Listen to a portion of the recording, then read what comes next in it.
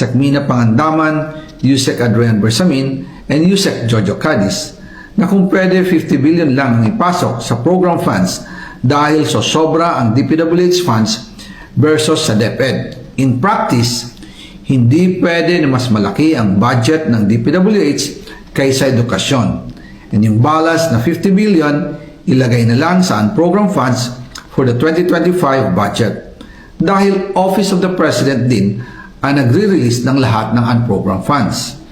Pagkatapos ng isang araw, tinawagan ako ni Sekmina at sinabi ang mensahe ng Pangulo. Ipasok ninyo yan dahil pinangako na sa akin ni Speaker Martinian at hindi na pwedeng baguhin.